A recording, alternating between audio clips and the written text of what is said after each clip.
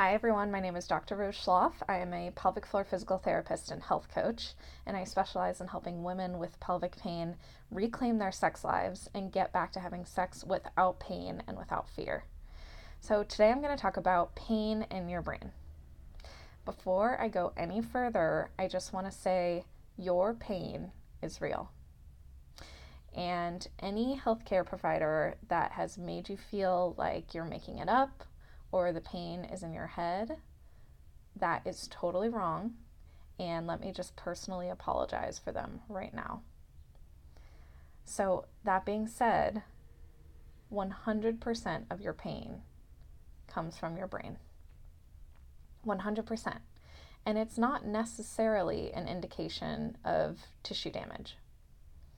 So, this is the weird thing and the kind of crazy cool thing.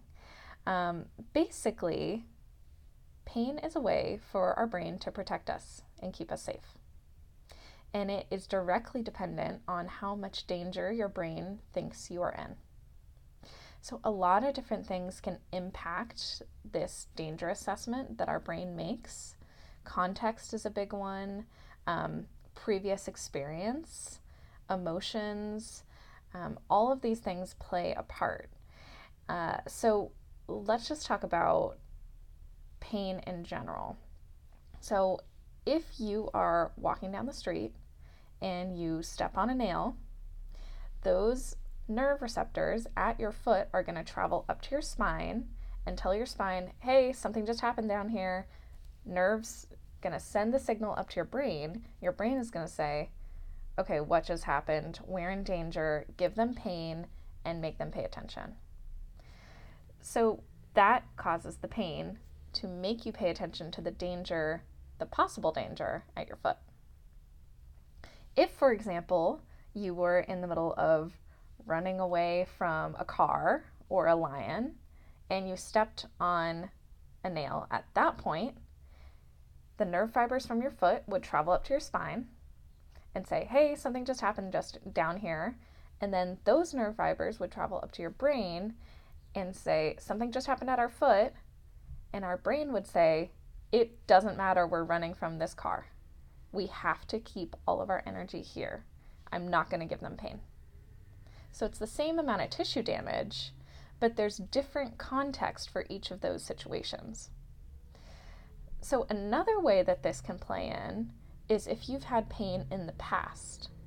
So I often see this with women who have had yeast infections or UTIs or any type of thing that causes pain with sex one time.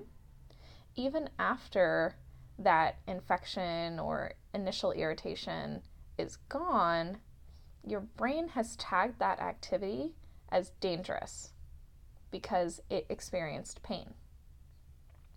So the next time you go to have sex, even after your infection is completely cleared up, the brain is going to say, last time you had this, you had a lot of pain, and I think it's a dangerous activity. So we're going to pay attention here, and I'm actually going to turn all of the nerve fibers up. So I'm going to turn the volume up on all the nerve fibers in that area so I can be extra protective of you and make sure that you're safe during this activity because I think it's dangerous. So what that means is all of those nerves in the area, plus your whole nervous system, are sensitized to this activity. And so what may not have been painful previously might still be a little bit of pain because of this sensitivity of the nervous system. Additionally, what will happen is muscles will guard. This is another part of the protective response. So there's a couple different things at play here. There's multiple different ways that we can decrease sensitivity of our nervous system, but I'm going to give you one more example of how nervous system can be turned up, like the volume can be turned up. I really like this example because we have all experienced it. So think about yourself home alone during the day and you hear a noise. Your brain is assessing the situation and it's saying, okay, it's daytime, I heard this noise. Do I think it's dangerous? Should I even notice it? Probably not. Whereas if you're at home alone at night, there is something inherently scarier about nighttime. We're more vulnerable because it's darker outside. We can't really assess the situation. And our nervous system is a little bit more sensitive during that time. So the same noise that you may not have even consciously noticed during the day becomes this really intense sensation at night. Your heart might start pounding, your gut might have a knot in it, and your brain is saying, red alert, pay attention, it's nighttime, we're vulnerable, this is dangerous. So that's an example of nervous system sensitivity as well. And in both situations, the noise is the same. The noise has not changed, and the danger level of that noise has not changed. But the story that we tell ourselves about the noise changes. So at night, you might be telling yourself, that could be a murderer, that could be someone outside my house, that could be a ghost, who knows? And that story is what triggers that danger response. So there's multiple things we can do to desensitize our nervous system once we are sensitized. One of the things is just learning about how this process works. So understanding pain science is already a clinically proven treatment for chronic pain, which is kind of cool, right? If you understand what's going on, you can understand that there's nothing wrong with your body. Your body is protecting you and doing its job. So you don't have to be worried that there's danger. You can talk to yourself and say, I'm safe. There's nothing wrong. I'm good. Thank you for protecting me, body.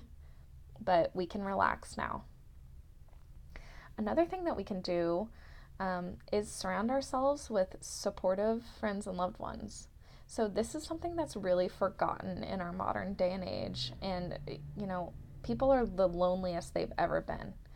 So evolutionarily, when we had a tribe around us of people that were protecting us, we were safer. And that still exists today. So if you have friends and loved ones that you can lean on, your brain inherently feels safer. And when your brain feels safer, it will make you experience less pain because there's less of a need to protect you. Another thing that we can do is understand how nervous system excitement works. So when your nervous system gets excited, your heart might start pounding, you might get a little bit sweaty, you might get that feeling in your stomach. And so doing things in a safe way that give you that feeling can help start to desensitize your nervous system because it starts to experience heart pounding and know, okay, I'm just working out, I'm safe. I don't have to be afraid or know that I'm in danger every time my heart races. So daily movement in a pain-free way is a really excellent way to desensitize your nervous system. All right, I hope this is helpful, and I will talk to you soon. Have a great day.